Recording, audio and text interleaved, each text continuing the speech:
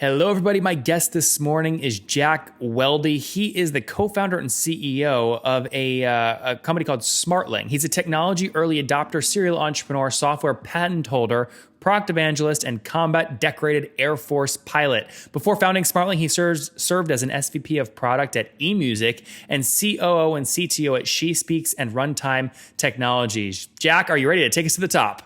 I am. It's a long bio. Thank you, Nathan. Hey, yeah, of course. We're glad to have you. So you go from the Air Force to translation services. How the hell does that happen? I'm not sure. Actually, that's a great question. So, I think there's probably a pretty good explanation of that. For one thing, in the Air Force, I grew up in the Air Force as a military dependent. My dad was Air Force, and then I was in the Air Force myself and traveled all over the world. I lived and worked probably 25% of my life outside of the U.S. And so I think at some point, the correlation between, language and culture and how important those things are became very, very clear. And it became very obvious that, hey, there's a big wide world out there of people who are buying products and services, and translation is important to that. Well, thank you for your service, Jack. Now tell us about Smartling. So you hinted at what it does, but what do you do and what's your business model? How do you make money? Yeah, so Smartling is a software company. We're a software company, and we provide a SaaS platform, a software as a service platform that helps companies to translate their digital content more effectively and more efficiently. And so what does that mean? It means companies have websites and email and support content and other marketing materials that if they want to reach customers around the world, they need to translate into multiple languages. And if you're doing that at any kind of scale, it's just too hard to email things back and forth between an agency and then try to figure out where to put these in your content management systems, in your marketing platforms. And with software, we can take care of all of that for you. The moment you create content that needs to be in 50 languages, we can capture that content, we can organize it, we can route it to the right translators around the world, and then we can deploy it right back where it belongs and put it in the hands of your customers faster. That's what we do. And give me a sense of kind of customer sizes you like to work with. What's the average customer paying you per month or per year? Yeah, so our customers pay us anywhere from $10,000 a year all the way up to a couple $1 million a year, million dollar plus a year, and so it really depends on their particular needs. If you are a company that's producing a ton of content across 50 different languages and you're doing this a lot around a dozen different channels, then you're going to need more software.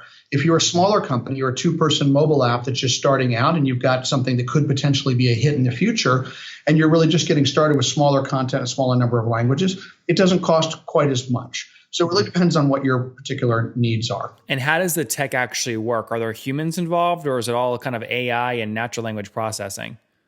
Yeah, so it's a little bit of both. There's definitely humans involved. And while AI and machine translation, computer-generated translation, like something like Google Translate, has undergone some really incredible advances in the last year or so, translation is still one of those things that really requires humans, particularly when you're talking about marketing content and high-impact content that's mission-critical to your operation. But that said, there are certainly things that we do to help to facilitate faster and better translation, and we do that through a combination of software and people. So we have thousands and thousands of translators positioned around the world who understand. Are those all full-time? Like, what's your full-time team size?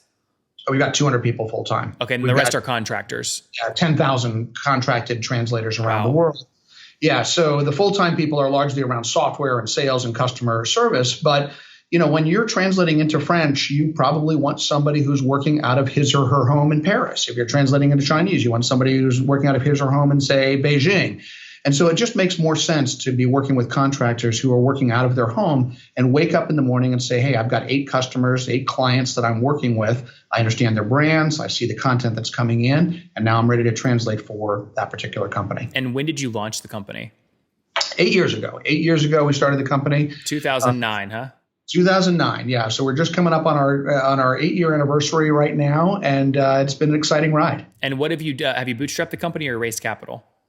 We've raised capital. We raised 4 rounds of capital. We've raised $63 million over this entire period. We started Bootstrapped, and if you remember 2009, that was a really challenging financial time. So we definitely bootstrapped. I put money in and my own experience as a software developer, and we started building a team of other developers, started building the platform. And as we added more and more customers, we said, I know you like numbers here in this talk sexy to me, Jack. Yeah, we started out. we started out and said, boy, look, I think if we could build a prototype and if we could get three customers to use it and try it out and say, hey, this has actually been really, really helpful to us. It's helped us to grow our business internationally.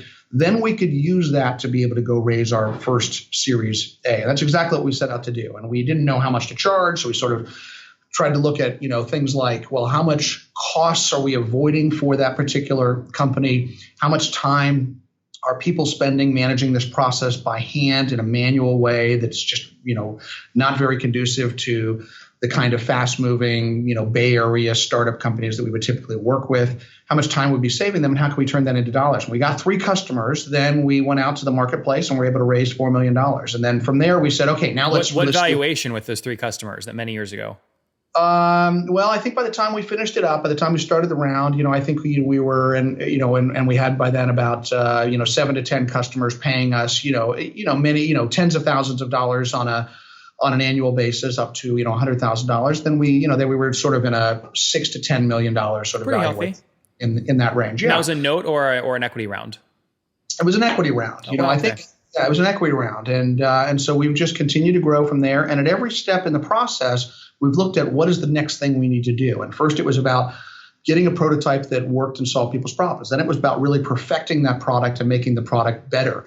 Then it was about taking that product and making sure we could build a repeatable sales process. And now we're at the stage where we're really trying to perfect things like, every SaaS business is a subscription business. You're asking people to pay you on a monthly or annual basis. And the commitment we're making is we're going to continue to add new product features and capabilities to make our customers happy. And the commitment we want back from our customers is keep paying us. But by the way, Jack, what are you at today now in terms of total customers?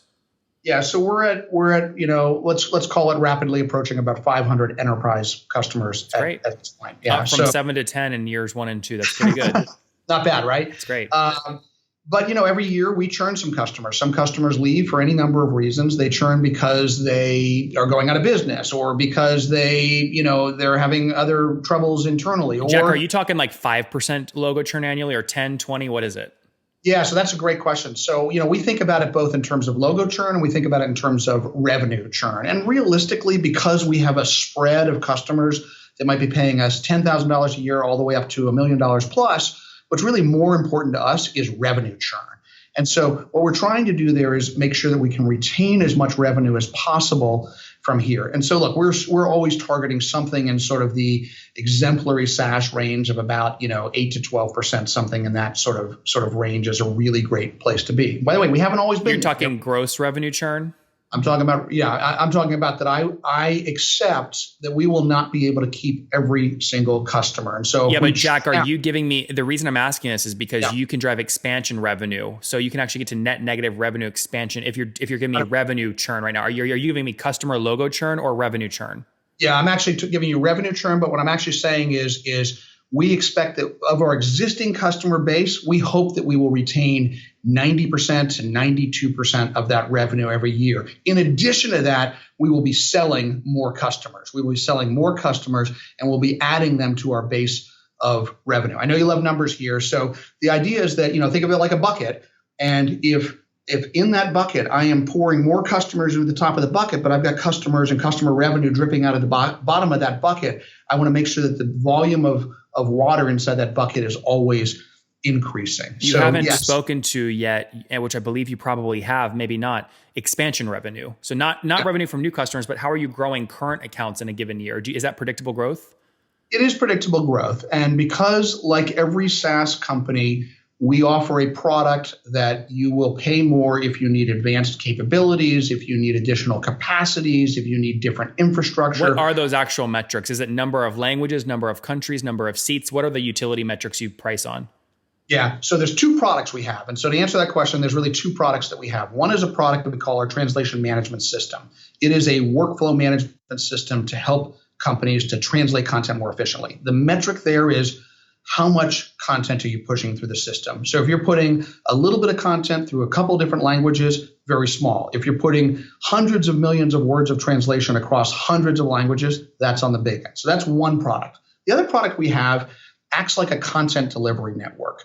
In other words, what we're doing is when somebody has a website and they say, I've got a website in English, and we figured out that it's going to take us, 12 to 18 months to be able to recode the application to be able to support multiple languages. It's a massive project. Instead of that, what they do is they call us up, and we use a product we call our global delivery network. And essentially, the company, all they have to do is, let's say their site was, mysite.com. They can create fr.mysite.com for French, or de for mysite.com. Subdomain management. Subdomain management. And then what we will do is we will deliver then, as traffic, as a request is made by an end user to the site on the French version, we will take that English version of their site, and very rapidly we will parse all that content, rip out the English, look inside of the database for the professional, human, expert translated content, put the whole page back together in French or German or Chinese or whatever, deliver that back to them. And so the advantage of that product is you can get to market very, very quickly across 5, 10, 50 languages with minimal engineering help. And the capacity that we charge for there is how much traffic are you pushing? Got it. So this additional product and the traffic related to that is your number one kind of driver of expansion revenue.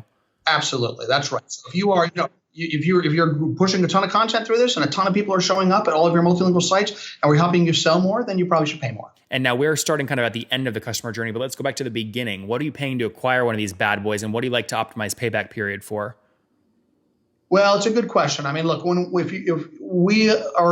an enterprise company, and so while most of our accounts are, somewhere in the range of sort of let's say, in sort of the $80,000 plus range, $80,000 to $200,000 range. So we're an enterprise company that requires enterprise sales and marketing. And so that means we have an incredible marketing team, and we're running real marketing, programs where we're spending millions of dollars a year on events, on more or less than 5 million. Let's call it right about in that range. Okay, it's about 5 million. That includes Google ads, Facebook ads, conferences, all that stuff. All of that stuff. Yeah, all of that stuff. And, we're smart about how we run things. We're smart about where we invest our money. But we use the very typical channels that enterprise customers use. We use LinkedIn. We use Facebook. We use Google. We use events. We use seminars. We use webinars. So when you add all this up, Jack, what's your fully weighted CAC?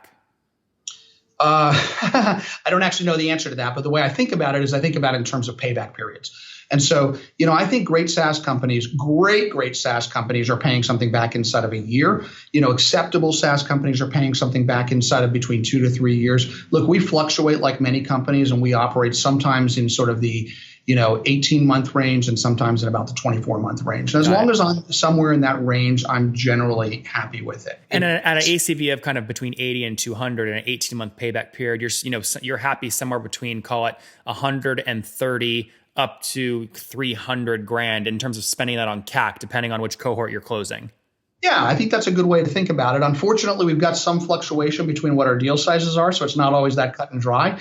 I'd hate to spend, $130,000 to bring in a $10,000 customer, but if I can bring in the right kind of customer and with a revenue churn of, let's call it, around 10%, something like that, what that really means is I've got a customer that's going to stay with me for 4, 5, 6 years. And so if I can bring in a customer for $130,000 that pays $100,000 a year, that's a $600,000 lifetime value customer. And that's really what we're going for. Makes a lot of sense. We're going for acquiring customers and bring them in, keep them customers for life. Good, Jack. Now, as we wrap up here, running out of time, I just want to go back a second here. So you mentioned 500 customers, again, 10 grand a year minimum. If I divide that by 12, that's about, what is that? $830 a month times 500 puts you somewhere around 410 grand a month in revenue. Is that generally accurate? No, I think that's a little bit off, but I'm not going to share that number with you. So yeah, that's okay. Am I not giving you enough credit or giving you too much? Are you above that or below that? We're above that. Yeah. You're above? If I did the math right on this, yeah. Okay. Yes. So that, yeah. When do you break the magical kind of $10 million ARR mark? Do you think that's next year or 2019, 2020? We've already broken that. We're way above that. Then you're doing well above 416 grand a month.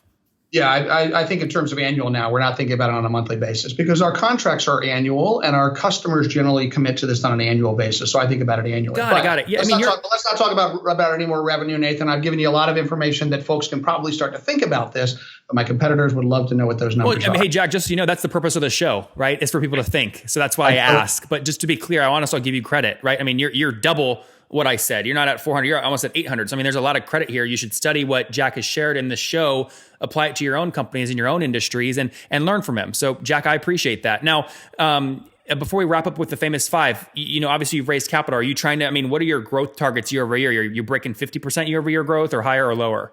Well, the bigger we get, the harder it is to double the business every year. And so, we doubled the business for every year for quite some time, and we're no longer doing that. Yeah. But we were just recognized.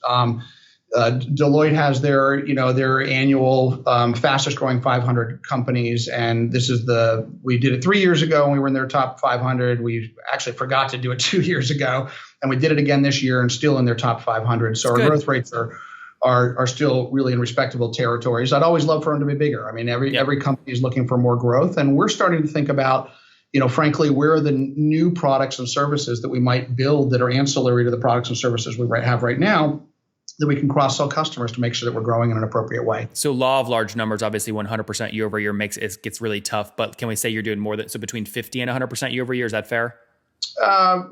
We're on the lower end of that. Okay, good. It's, again, people understand that. It's tough. It's easy to go from $1 to $2, much tougher to go from 100 million to 200 million. That's right. All right, very good. Let's jump in here, Jack, and finish up with the famous five. Number one, what's your favorite business book? Favorite business book. I love the book that's called Thinking Fast and Slow, that helps that identifies and I probably should have prepared for this part of the conversation because I know this is something that you do. Thinking Fast and Slow is a terrific book that talks about our brains that are thinking brains and our brains that are leftover sort of lizard brains, and the kinds of parts of where we are evaluating opportunities and circumstances and who we should elect and who we should marry and all those kinds of things, and the fact that sometimes we make decisions based on very thoughtful, careful analysis, but an awful lot of times we're making decisions based on sort of that snap judgment of what happens as we're making quick decisions on things, and sometimes those don't always happen. It's a terrific book. It's honestly one of the most profound books I've ever read. And number two, is there a CEO you're following or studying right now? I actually really think that I really think that Tim Cook is doing a really pretty incredible job at Apple. I think he had some big shoes to fill, and I think that he recognizes that the iPhone still has a lot of life left into it from a growth perspective, but is also starting to think about what's next. Maybe that's self-driving cars. Maybe that's some sort of augmented reality. I think that the transformation that Apple has gone under to and that as under Tim Cook's leadership, where you are leasing phones. Phones now are not really, many people are not buying them outright. They're actually leasing them, and that is becoming Apple's own sort of SaaS service offering. I think that's a really pretty tremendous transformation that Tim Cook is leading. And number three, what's your favorite online tool? Favorite online tool? That's a really good question. Just Jack, quick, just because we ran out of time, quick answer. Google Docs. I think Google Docs is terrific. All right, good. And what's your situation? Married, single, you have kiddos? Married with kids. How many? 4 kids. 4 kids. All right. And Jack, how old are you? I am 48. 48. And how many hours of sleep do you get every night? About 4.8. That's very specific. Last question. Take us back 28 years. What do you wish your 20-year-old self knew? I've had a pretty good life. I was a military pilot, as we talked about earlier, for 10 years. I've been an entrepreneur. I'm running my own business here. I've lived all around the world. It's not a regret, though. Just something you wish you knew. Yeah, something I wish I knew. I probably wish I knew. I probably should have spent a little bit more time earlier on in my career really understanding how to sell, really understanding sales. Sales drives business. Yep. There you guys have it from Jack. He would have spent a little more time earlier on in his career understanding sales, contributed, was in the, again, Air Force for 10 years, as he mentioned, then got out, used that discipline to found Smartling in 2009. They've since grown, helping many, many brands, over 500 large brands, scale their content online across as many languages really as they want. They were doing about 100% year-over-year growth, now obviously closer to 50% year-over-year as they grow, doing kind of in the 800 grand-ish per month range, churn, payback period, all that stuff super healthy. He optimizes payback period for between 18 and 24 months. They've raised $63 million to continue growing the business with their team of 200 folks based in New York and throughout the United States. Jack, thank you for taking us to the top. Thanks, Nathan. It's great.